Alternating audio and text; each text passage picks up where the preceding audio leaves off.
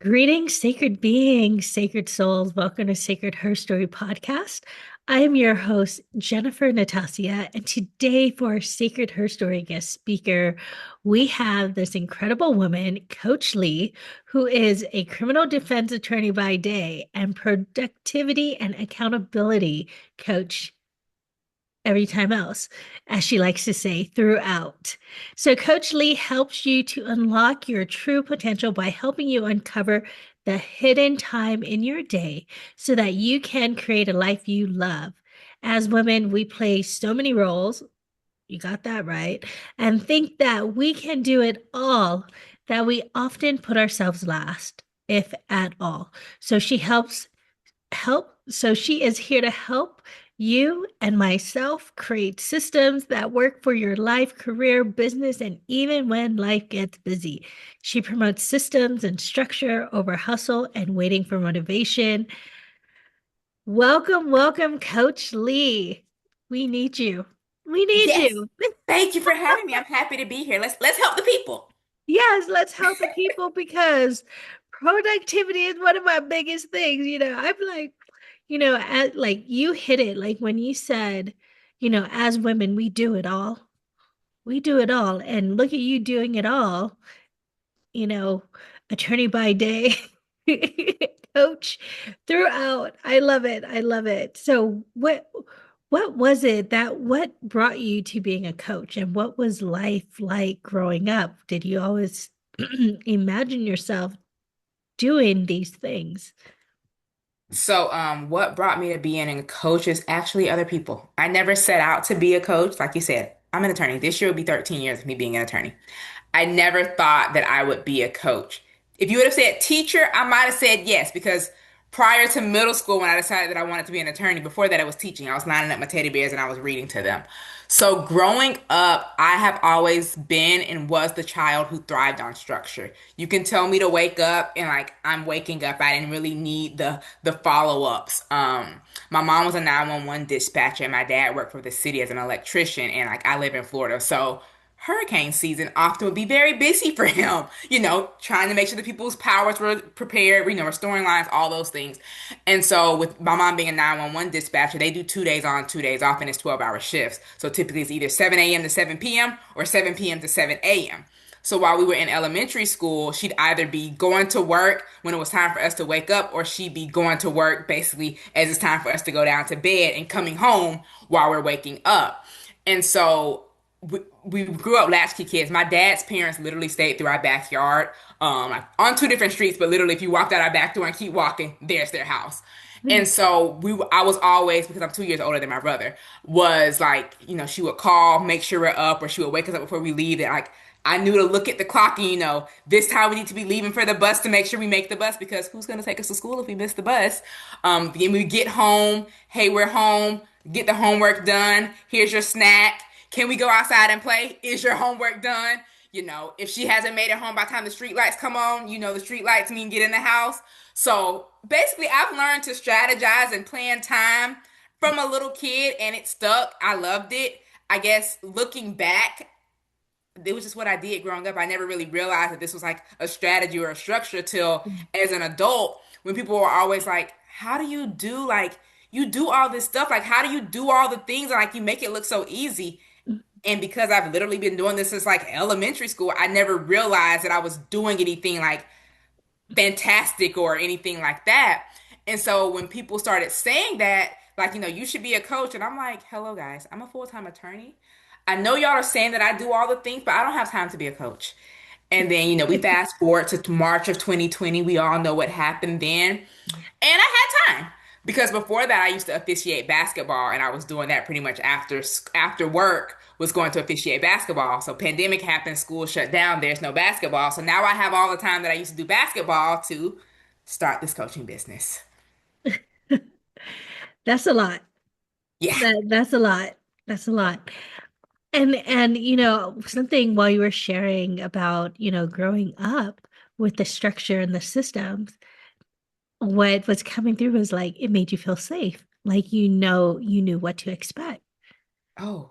I never thought, that's why I love lists now. Yes, 100%. It makes me feel safe. Like if I don't have a to-do list, I feel like I don't know what's going on in life. I can't function. Give me some paper and give me a second to get me some structure. So Yeah. 100%, yes. Yeah, but then also it's like you know what to expect, you know what is coming, and it just makes, here your attorney, you got all these things, the system, and we need you. We need people like you, right? Because it keeps things organized and it keeps us safe, Yeah. right? I love this. I love this. I'm like, I'm all listening and I go, ooh, yeah, you missed a bus, you missed school, and then you might get your butt whooped by mama. Right, who am I calling? Hey, mom, we missed the bus because we were in the house playing. We went back to sleep. Like, there was a couple times we missed the bus, but it really wasn't our fault. Like, the bus left early. And, like, thankfully, my granddad, since my parents stayed through the backyard, like, he didn't have to work that day. He was like, get in the car, y'all. I'll take y'all to school. Whew, thank you, granddad. See, and it takes a village. It takes a village. So you were saying like, so here's 2020 hit, and people were just like, or I guess throughout, even while you were attorney, they would like come Yes. to you and be like, "Hey, how do you do this?" And how did it start? What did it look like? What were they asking you for? So I was in these fitness and accountability groups, like these workout groups where essentially, you post your workout and typically when you post your workout, like maybe I'll post my food as well or like my meal prep because I would meal prep on the weekends. And so they like, didn't she just I know she posted a workout, but she also said she went for a walk and she's going to do basketball and she meal prep and she like, and so it kind of started sometimes with some people would post, their workout, and in doing so, they might ask a question because this is in Facebook groups. So you know how you post your photo and you might caption like, "Oh, this workout was hard," or sometimes it might be a question of or a statement of like, "I missed yesterday's workout. I just didn't have the energy." And so in motivating and encouraging the ladies, like offering any insights or I really want to eat healthy. I just don't have time to cook. And so then I would make suggestions like, well, why don't you just meal prep on the weekend? Or when people are like, I don't like leftovers. Okay, well, cook the protein because generally speaking, it's normally the size that we don't want again. It's less likely the meat because for the most part, we eat the same meats in rotation. And so then it'll be like, well, why don't you just batch prep the meats and you only have to cook vegetables when you get home? Or, things like that. Or like, I don't even have time to go grocery shopping. Do you pass the grocery store on the way home? Yeah, well, could you just grocery shop on the way home instead of like having this extra day to like try to grocery shop? So essentially, it was in response to like questions that they were asking, posts that they were making, and I don't want to call them complaints, but issues or struggles that they were having, answering and responding to those. So I was just a participant at the time. And so I was in the group that technically there was a coach. And so from there, she was like, hey, you should sign up to be like a fitness and nutrition coach. It was with what's now called Body at the time was Beach Body, Sean T, P90X, those programs. I was doing Mhm. those programs. And pretty much she's like, as a coach, the stuff that you're doing is what you would do. But if people are buying it, you get a percentage of the commission. So I was like, okay, cool, I'll sign up for the discount because it would get a discount on the stuff that I was already buying. And then if people wanted to sign up, because I was sharing my journey, then they can sign up. And so it started from that of people, that's whether you're motivating, you're encouraging, you should be a coach, started. And then it kind of trickled into like, wait, she doesn't only do this when it comes to like her workouts and her meal planning. Like she does this type of planning and structure in like every area of life. Like, how does she do this? Because, once you get in the group, people start adding each other on Facebook. So you start seeing outside life stuff. And it's like, wait, she really does this like all the time, like in every way. And so that's really how it started from those workout groups and from there. Oh wow. Wow. And so do you still do the fitness part, or is it just yeah? Well, I still work out. I still share my workouts. I think I'm still signed up as a discount coach. I know when Body like changed their name, their sign up structure kind of changed. So I think I still have a link that I can use. I don't really use it, but theoretically, yes. Like I still share my meal prep. I still post my workouts literally every day. Um, so yeah.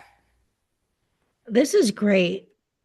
Like I'm familiar with Beachbody. I used to do it myself, and now I'm like, oh, I feel so inspired by you because I'm like, man, it was, having kids and doing all the things. It's like, when do you have time? And meal prepping feels like, for me, it's like I need easy meals that are already done for me. I just throw it together, boom, boom, boom. make sure it's healthy, boom, boom, boom. And here you're like, yeah, just do this and do that. And you're still been consistent with it Yeah. after all this time Yeah. with the Because workouts, the even meal prep. Yeah, I was gonna Um, say because even meal prepping, people make meal prepping now given. If you're making fancy recipes that take, all this extra prep time, yes, it could take longer. But I can meal prep in an hour, hour and a half. Breakfast, lunch, and dinners. really? Okay, can you give us an example? Yesterday. So yesterday was Friday. So sometimes we get one work from home day a week. So if I work from home on a Friday, I go ahead and knock my meal prep out because I don't have to commute to work. So I normally have that hour because normally I would leave home at 7 to get to work. But normally I'm done with my workout. I've gone for a run by 7. And so I still have this hour to kill until it's time for me to log on at 8. So I'll do my meal prep. Yesterday I did eggs with spinach, bell pepper, and onions and sweet potatoes. I did shrimp and then I did ground turkey and some carrots. And then I washed lettuce to make salad. So I'm gonna use the shrimp and make salads. I had some rice that was already in the freezer. So then lunch will be ground turkey, rice, and carrots. Dinner will be a shrimp salad. Breakfast is the eggs with the sweet potatoes. I know some people don't like reheated eggs. I don't. They don't bother me. But that only really takes an hour because to brown meat takes what, 5 minutes? Yeah. To put the carrots, once you chop them up, I put them in the oven. They cook on their own for 30 minutes. Sweet potatoes, once they're chopped up, they're in the oven with the carrots at the same time, cooking for those 30 minutes. Right. The eggs, I had to chop up the spinach, the onions, the bell peppers, but like while the ground turkey was browning, I started chopping that up. Yes, I could have had them both going at the same time by using, a small frying pan and a big frying pan, but since I already had to chop it up, I was like, I'll let that meat brown and then, finish up over here. And Mhm.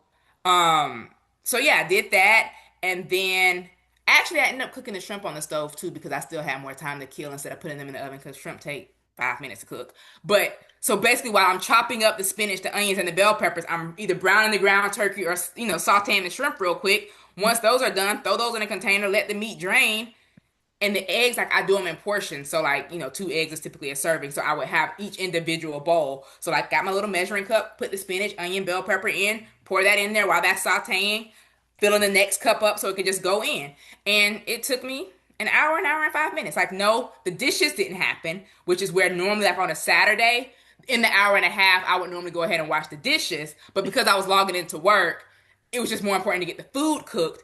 And then last night, when I logged off at 5, I washed my dishes because I had a meeting Right. during lunch, or I would have washed them during lunch.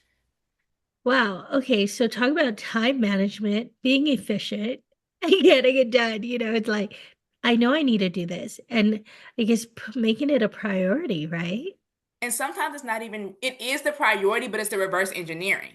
Because when you're cooking, just like, okay, if you're cooking something that goes in the oven, if you know it's going to take 30 minutes in the oven, what else can you put in the oven? Like, I put the sweet potatoes and the carrots in the oven at the same time, and now I don't have to do anything. Like, yeah, I had to chop them up to get them there, but that took like 5 minutes to peel the potatoes, chop them up, took about 5 minutes to scale the carrots and chop those up. And so, like, if you don't think about the time that it takes to cook the item, because sometimes, like, think about breakfast. I've heard this saying, like, you can tell if a girl don't know how to cook breakfast if she starts cooking the eggs before she cooks the bacon, because everybody knows bacon takes longer to cook than eggs. It's the same thing when you spread it across meal prep. What's going to take the longest to cook? Start with that item so that while it's most likely simmering and not needing your attention, you can start working on the stuff that's going to be the quickest. The eggs is going to take the quickest. Like it takes a minute to scramble 2 eggs. That's going to be the quickest thing to do while everything else is basically the ground turkey is browning just every couple minutes. You got to flip that over.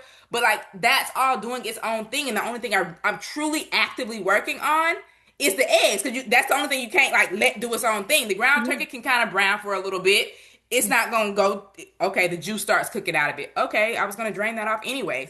So it's really, we don't think about it. We just are No. so in a mode to just jump and do and to go that we don't actually realize that if I pause for a minute and think about how long something takes, it's not as complicated as we think.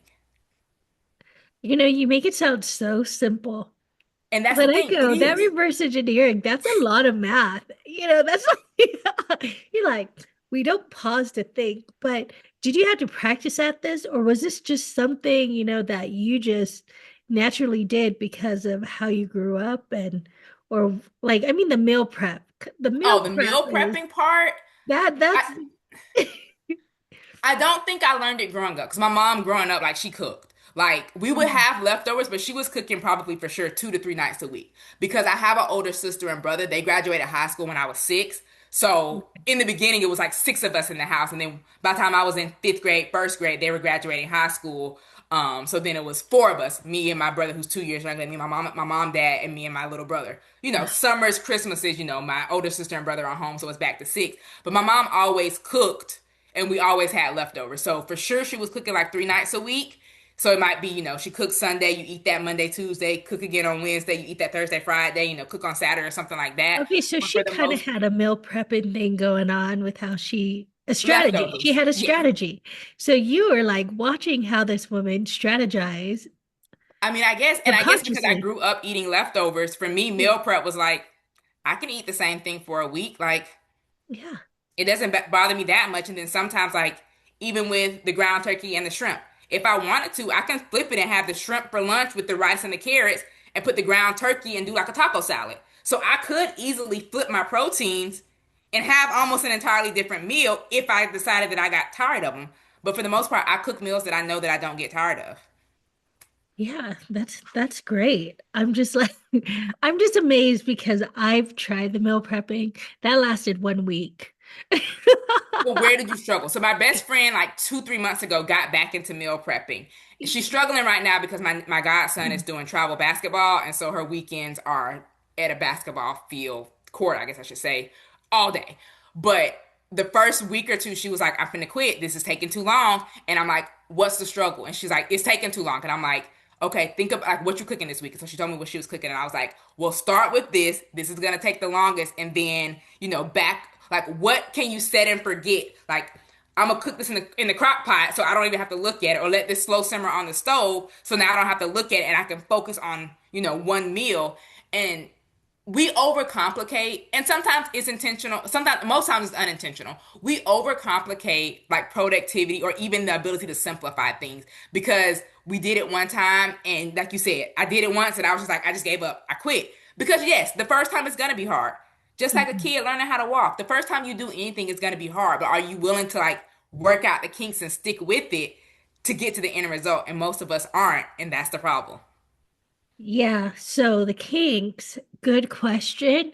So everyone who's listening who got the same issue as me, I think it's just really the planning. Like, what am I gonna cook? What is healthy? I think it's just the initial steps of um I overcomplicate it. I Overcomplicate it. I write down. Do I have it? Here it is. This is my meal planner. I Oh, literally have a binder. you got a binder. You can't probably read the words, but like Yeah. it's a calendar and like I literally write out what I'm gonna eat. So typically like the 15th of each month, I plan what I'm gonna eat for the following month. Because like I Mhm. said, I don't know about y'all, but for me, I'm eating the same meats. Shrimp, fish, chicken, ground turkey. Occasionally, I'll buy a pork chop, but that's rare. And then, like for breakfast, is either eggs or like the sausage rolls, or I'll make like a breakfast scramble. So I eat the same proteins. All And right. so if I know I'm buying chicken, maybe I'll buy chicken thigh, maybe I'll buy chicken wings. Most of the time, it's for sure always chicken breast. But then Mhm. sometimes if a thigh or a wing is on sale, like I might buy that as well. Um, but if I know the proteins that I'm gonna eat, so now I'm like, okay. Once I start writing it down, like, okay, I probably don't want chicken 2 weeks in a row because then that's when you're like, I don't want to eat this because now it's ugh. So like okay, if I have chicken this week, I probably won't have chicken next week, but I'll have it week 3. And Yeah. so I sit down and pretty much write out what am I gonna eat? Okay, if I know I'm gonna have chicken, what do I want to do with it? Do I want it with rice? Mhm. Because for me, my carbs are pretty much the same: rice, potatoes, occasionally noodles, quinoa, or couscous. That's pretty much the rices, like the carbs that I eat. Mhm. Vegetables, seasonally, they might change, but it's either salad, squash, zucchini, carrots, cabbage, asparagus, broccoli. If they have like the frozen vegetable medleys, like whatever combos they might come in, Yeah. it's that. My breakfast, like I said, sometimes it's grits and eggs, sometimes I'll do shrimp and grits, but it's pretty much always either eggs or sausage. And then for breakfast, it's either like in a tortilla, in a with potatoes or oatmeal. And then if I do oatmeal, I normally do turkey I'm bacon and like, I'll add apples or whatever. But like it's I okay. eat the same things. So when it comes to planning my meals, I know I'm gonna eat some combination of these 5 to 6 proteins and Mhm. 6 to 8 vegetables. And if it's seasonal, like you might can't get squash zucchini, but like in the fall, you have butternut squash, acorn squash, spaghetti squash, whereas you don't have those depending on the time of the year. And so then I'm just looking at like, okay, if I just ate chicken, I probably don't want chicken again. Or if I do, if I had it with rice, what if I made like a chicken pasta with it? That'll be a completely different feel. And so that's how I plan out my meals and also looking at what I have, like, okay, what do I already have that I need to get rid of or that I want to get rid of so that I don't have to go buy more. I can grocery shop once a month given I get that it's just me. People are always like, how do your fruits and vegetables last? I eat them in the order that they're going to go bad. Like if I buy apples, bananas, grapes, and oranges, I'm eating the bananas first, then probably the grapes, then probably the apples. The oranges can probably last, especially if you put them in the refrigerator, the whole month. So I just eat them. Same thing with vegetables. Carrots, they last forever. Squash and zucchini, especially if you got them sitting on top of something, they're probably gonna get soft. The frozen vegetables, those can last forever. Asparagus, because they normally are in those like bags, they start getting mushy. So like, I eat them in the order that they're gonna go bad in. Got it. And so that's how I literally grocery shop once a month because I know how long a food is gonna last or when it like, the shelf life of it. And so I cook and eat them in the order of their shelf life and I just Mhm. grocery shop once a month. But that's how I go from planning the meals out to the grocery shopping to also making sure that they don't go bad. And now I don't gotta go back to the store again for a month. It's a whole process. So how do you help, like, let's say, okay, here I'm a mom, I got three children, been doing it myself, working, working, working, and then the meal planning for picky eaters, or should I focus on myself and just, do whatever with the kids, or how would you suggest that? So I'm coming as an example as a client, like, is there specifics clients that you work with, or is it just everyone? Look, I can't tell you. I work with pretty much women. Now, the, Mhm. the problem, like I like to say, like even with like as a lawyer, I don't choose the crime that my client committed, but I still got to represent them. So as a coach, I don't necessarily choose exactly what your struggle is going to be. You're struggling with time management. What that specifically looks like for you is probably going to vary from anybody else, but I'm here to help you manage your time and to figure out a plan that's going to work for your life. So yes, we can do it. So okay, we got picky eaters and you're trying to meal prep. We can do it one of two ways. It depends on if you want to be tough love mom of like the way I grew up. This is what I cook. You gonna either eat it or you gonna starve, or I guess you can have some cereal, or you can be accommodating mom. And then so okay, let's go with picky eater. Does the picky eater like a specific thing? Like how some kids are like they only want chicken, they only want macaroni. So you're like, I can craft the meal around this. I know they're gonna eat chicken. I know they'll eat macaroni. Yeah. So what else can I fix that the rest of the kids will also eat and that I will eat? And I know that they're gonna only eat, the chicken or the macaroni off this plate, but the rest of us also have chicken or macaroni with whatever. So I Yeah. guess like talk to me about picky eater. Do they have Picky like their eater. list of let's call them safe foods that they will 100% always eat, or does it literally depend on the day? Yeah, they'll always eat chicken, ground beef, and fish not so much, but I like fish. So there's that part. So chicken, ground beef, you know, beef, just beef in general, steak, meat like that. Um, Vegetables struggle, broccoli. They eat broccoli. They love some chicken nuggets. So that's what they'll eat. Oh, and they love some noodles, which I had to take away because that's all they would eat. But it's not that healthy, right? So What about buying and they might be able to tell the difference, but we can try the vegetable noodles to where vegetable they're noodle. like they have I know they especially make them for kids, but I know they have like the tricolor pastas are typically like vegetable Yeah, Tim. things. Like getting the vegetable noodles, so then you're like, okay, I don't feel that bad. They at least got some vegetables in these noodles. Why they eating Mhm. their chicken noodles with some sauce on them or whatever. Um, because so you see that picky kid isn't really that picky because we got regular proteins in there. We don't only have chicken nuggets. We got regular chicken, we got steak, we got ground beef or ground turkey. We can work with that because Yeah. then as long as the rest of the kids eat that and you do, maybe it's just the sides that differ. Like if you're like, okay, I want to be healthier, maybe I want to stay away from the carbs.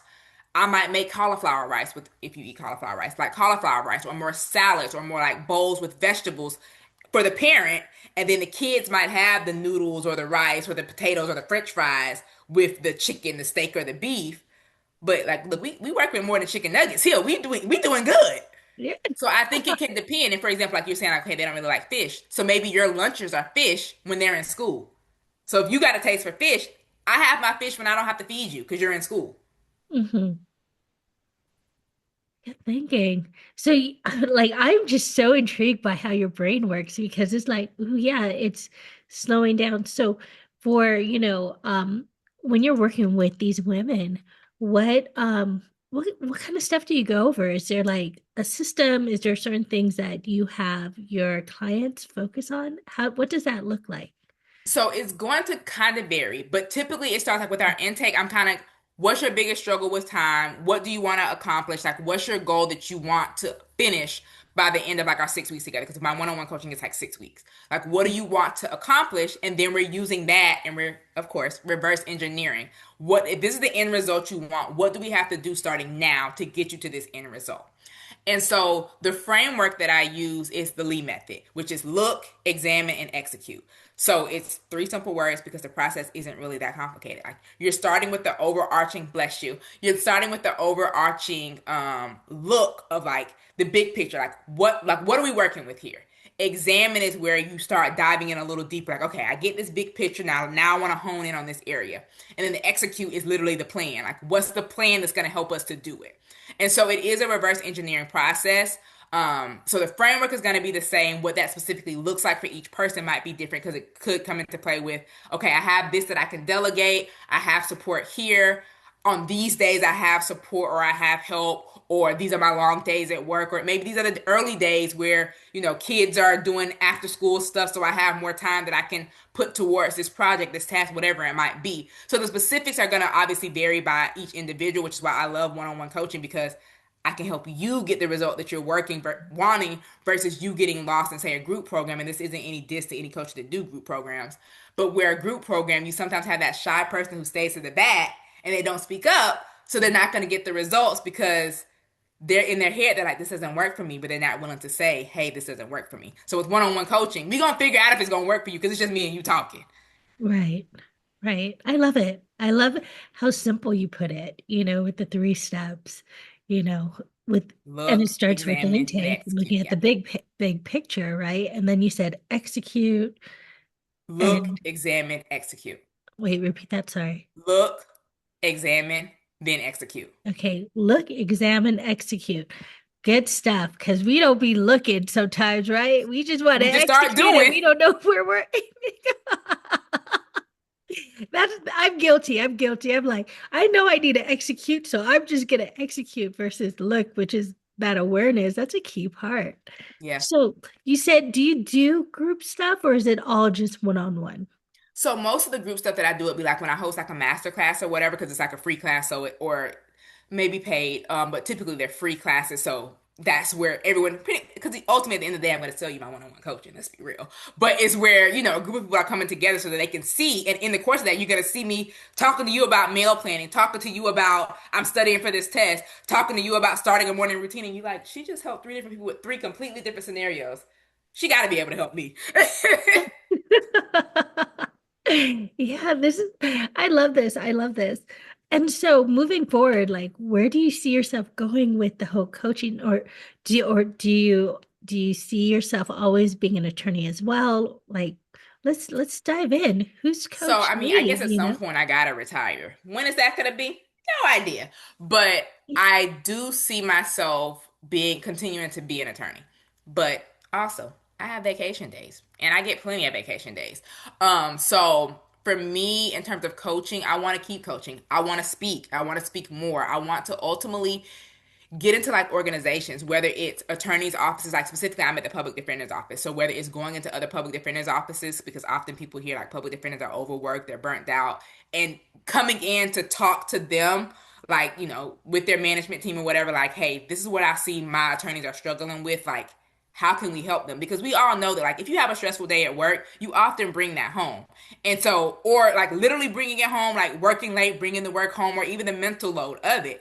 And so, work life balance is very much possible, but it's gonna, if you don't do something about it, it's gonna bleed over. So ultimately, I want to be able to speak more, whether that be like, virtual stages, in person, but really getting into like organizations, specifically like law firms, public defenders offices, and pretty much, hey, whether they bring me on to like hire me to like work with, like, I don't want to say they're bad employees, but like this employee has great potential but they're struggling, whether that be they can't figure out, like, they're bringing all this work home and I want them to stop, or they're not getting their work done during the day and they're not bringing it home, so therefore they're still struggling. So almost like, what do they call it? Like performance plans, like not necessarily you're on probationary period, or maybe even like, hey, you're on the track to go to management, and I want to make sure we nip these things in the bud so that when you go here, you don't bring these issues along. So whatever that might look like organizationally, but I want to speak. I want to be able to get in organizations to really help them, because I think if more organizations realize, and I'm not saying that some don't, some do have the good company culture where they realize these things, that your employees would be better employees if their work life was better. And it sometimes it is like what the boss and the people are doing in terms of the micromanaging, but sometimes the stress and the load of work goes home, which means now they have issues at home, which they now are bringing back to work, and you have this full cycle of one thing is affecting the other. They everything is going to affect each other. So I want to help to like get in there and find where is that pain point. If the pain point is home, let's fix home. It's going to help work. If the pain point is work, let's fix work. It's going to help home. And overall, work and home is going to ultimately benefit, which means you as the person in the middle of all of this, 100% is going to benefit. Whew, whew. Yes, queen. Yes, yes, yes. And that whole work-life balance, right? And I kind of chuckled because I'm like, I just want flow. I just want everything to be with ease, and just to be real, I just got back from a leave of absence and started work, or not a leave, administrative leave, correction. And just started back a couple days ago after being gone for a month. But that really made me sit back and be like, I was overwhelmed. I mean, your body tells you, and I was verbally telling myself, like, is it vacation? Is it summer yet? That right there didn't align what was coming out to the head, that I was tired, right? And how many of us are so overworked?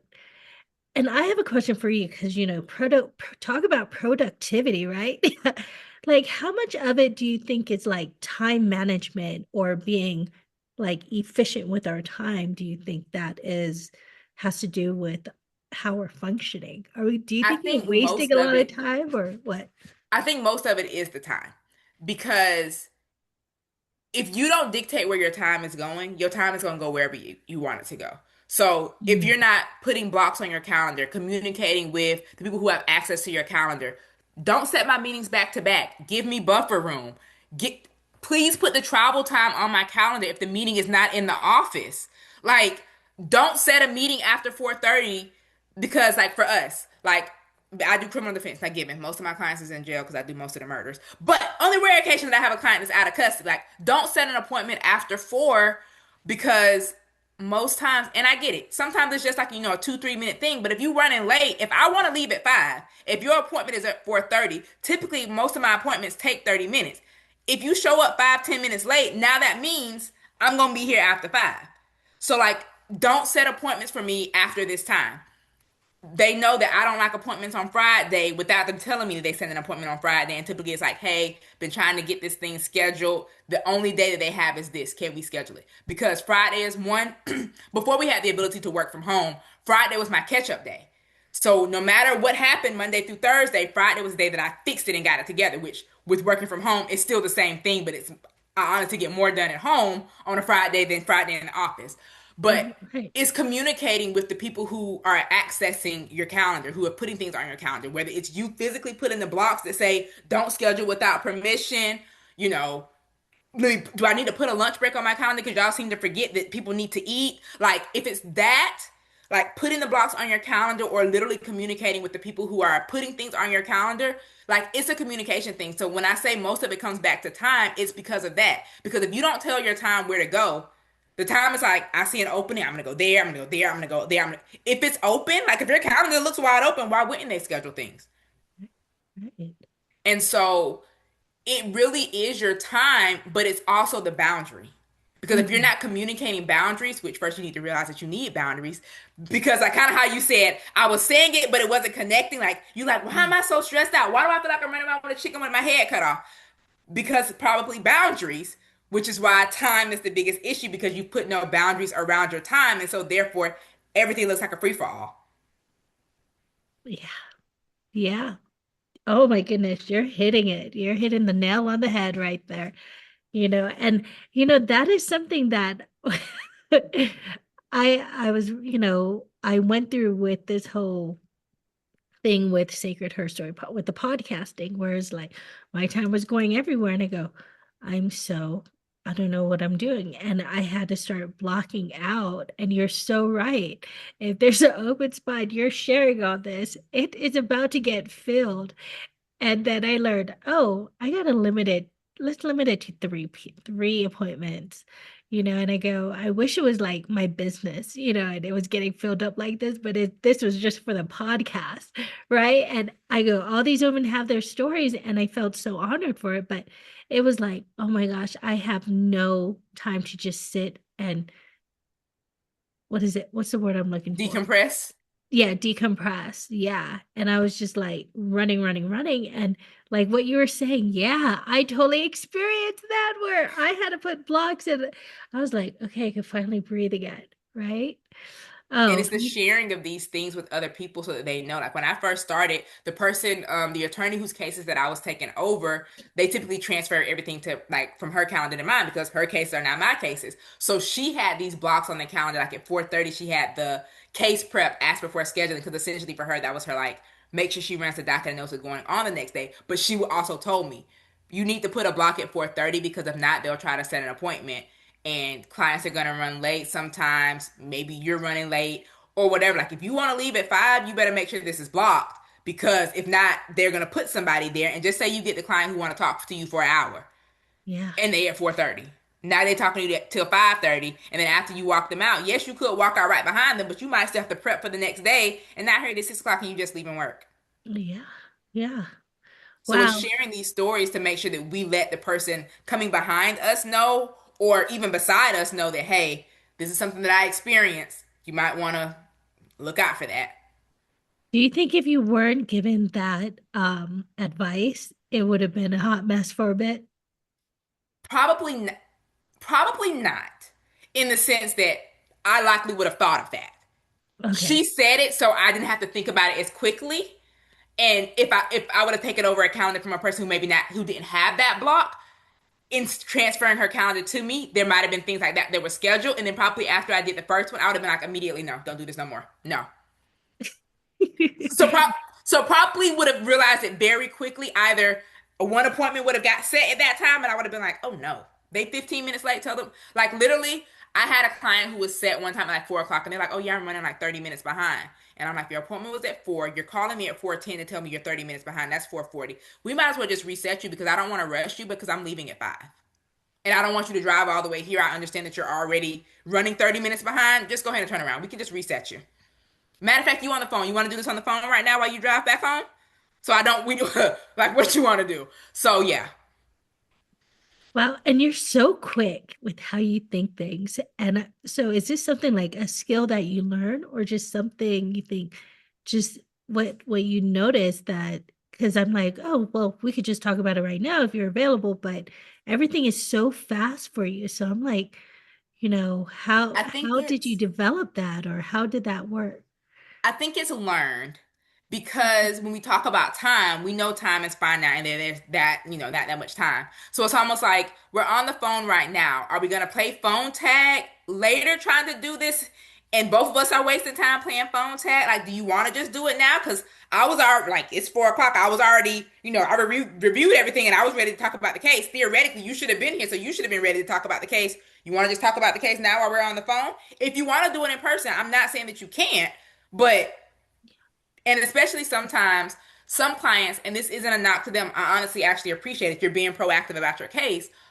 Mhm. Like, because we're defense, if your charges aren't filed, and I get you've been arrested, and this is criminal talk here. Like, I get that you've been arrested. That doesn't mean that the state has actually made a decision to actually charge you with the crime. And so sometimes they're like, I need to come talk to you about your case and tell you what's going on. And I'm like, hey, the state hasn't filed charges. Now, if you're telling me that there's some evidence that we need to collect and get preserved, you got some witnesses information you want to give me, that's fine. But going over your version of the events right now doesn't really matter. I don't want to say it doesn't matter. Isn't as important because just say you were arrested for driving and in the Mhm. car there was some weed. You trying to tell me all about the weed, and then when they make this decision to charge you, they only charge you with the driving. You not told me all this stuff about this weed that don't even matter because they didn't even charge you with it. Or you were arrested for, say, battery, and then they charge you with assault.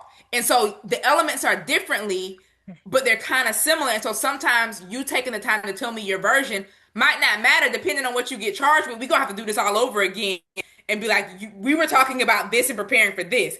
Here's what we actually have. So normally, like, when I have the clients who are like, I want to come sit down and talk about my case, if their charges aren't filed, I often I'm like, well, do you have any specific questions? I could just answer those right now. Like, we don't have to set an appointment for that because of the fact that charges aren't filed. There's not much to really talk about unless, you need me to explain the process. There's records or evidence or things like that I need to preserve or start getting. And so in the coaching side, it's kind of the same. Well, I guess it's different in the sense that there's always this struggle, but sometimes we start over analyzing what the struggle is. But what if this? But what if this? But what if? Well, how many times does that happen? You know how people, moms especially, and I mean people, like, I can't put my phone on silent. What if somebody needs me? What if there's an emergency? How many times has there been an emergency? Mhm. And I'm not saying emergencies don't happen, but how many times has it been one? Is there another way that they can reach you? Like, can you put it on silent, but you have it to where, like, if they call twice, it goes through, and you can just simply communicate that to them. Even a simple hey, I'm putting my phone on do not disturb for the next hour. I'm trying to lock in on this project. Only call if it's an emergency because they'll know the phone, it'll come through. Mhm. If you communicate, oftentimes we can alleviate so many problems and so many of the stressors that we think are gonna be there that aren't. Wow. Since we're talking about you know, criminal defense, what made you decide to go into that specific field? I'm curious. Well, it's gonna make absolutely no sense when I say it because I don't understand, but this is how it happened. My Okay. aunt was a corporate attorney. She lived down in Miami. She had no kids, but obviously she has, I don't want to say obviously. She's my aunt, so obviously she has nieces and nephews. Yeah. Um, and so every summer she would basically take a week to spend with each kid. So we each got like individual auntie time with her. And so I went, and I think depending, because like I said, I have a sister and brother who are 11 years older than me. So there is, different ages. So it kind of depended on the age group, what you could do. So about this time, I was in middle school. So I was probably 10 or 11 at the time. Maybe I was between 9 and 11 at the time. So, old enough to go away on my own because I'm with her. And then like my sister and brother would have been like high school age, so they probably went on a trip or something. I think she took them on a trip. But anywho, went down to Miami with her for a week, and so I went to work with her. Like I said, she was a corporate attorney. So for those who don't know, corporate attorneys typically they have clients, but the clients are typically like the corporations. So think insurance companies, doctors' offices, big buildings, stuff like that. So typically they don't really go to court a lot. They do a lot of stuff at the computer, typing on the phone. Well, I went down there with her and she had me put in files in ABC order. And after I came back, I was like, I'm going to be an attorney and I'm going to do criminal defense. How does putting files in ABC order equal attorney and specifically criminal defense? I don't know. Couldn't tell you. But I knew that she didn't represent people, and I think I knew that I wanted to represent a person. Like, and I know as adults we talk about like big pharma and things like that, and whatever your views on that is, it is. But sometimes talk about the big corporations and how it's affecting the little people. So I think I realized maybe subconsciously because I don't really recall a conversation that we had about this. But I don't know if in putting the files in ABC order and just seeing corporation name after corporation name versus person name did something mentally for me. I don't know. But I came back knowing that I wanted to represent, as I said, like the little person. Like I knew I wanted to do defense because you're being charged with a crime. And so now you literally your life is at stake. And then the other side of that was like, okay, well, if I can't do that, maybe I would do like, car accidents, slip and falls, like wrongful death. Because again, this person is specifically being hurt, being injured, and now their life is altered based off of this incident. And so, yeah, doesn't make any sense, but that's what it was, and that's what it's been ever You since. spoke it and it manifested right into existence. You said, "This is what I'm doing." Now, switching gears back to the coach, what are some things that you would advise those who are struggling with productivity? Are there any systems or steps to that anyone who's listening can benefit? Get it out of your head and get it onto paper. Stop trying to hold the 50, 11 million things in your head. You're Mm, thinking about it, take some time and put it on paper. I know we think we're going to remember everything, but the example that I always love to use is how often do you get up, walk into a room, and you standing in that room looking around like, what did I come in here for? And then you either walk back to the room that you came from, or you stand in that room and you're like, okay, well, I was in the office, I was sitting down, I was thinking about this, and then, oh, this is what I came in here for. And that was just, 50, 100, depending on how big your house is, a couple steps across the house to go to one room and you forgot that quick. And yet and still in your head right now, you're thinking about what do I want to eat? Where do I have to go? What time do I got to do this? What am I going to wear tomorrow? Did I wash those clothes? Like you're thinking about all these random things that are fleeting thoughts that are coming in and out of your head. So spending some time to literally get a piece of paper, everything that's in your head that you're thinking of, write it down. I don't care if it relates to work, if it relates to business, if it relates to life, if it relates to things that are 6 months from now. Get it out of your head and onto paper because then you can start putting some plans to place. You can start looking and you're like, okay, this is like 6 months from now, but let me set a reminder for myself. Let me put it on the calendar to take care of this. Like, you don't have to keep holding it because that's how you get to the place where you're like, I forgot to pay that bill because I was thinking about it, but I never wrote down to pay the bill because I'm not going to forget to pay this bill. I pay it every month. And yet and still here you are. Like next month is my birthday, so my car registration is due. I know that I have to renew my registration every year for my car or every 2 years if I don't do the 2 year registration. And I'm like, don't they normally send me like the reminder to pay the registration? Because like when I first moved to this county, I wasn't sure how they did it. So because before my car was in my parents' name, so my mom would always tell me. So it was in my dad's birthday month, so I always be like, "Hey mom, let me know when I need to send the money for my car registration since it's under my dad's birthday."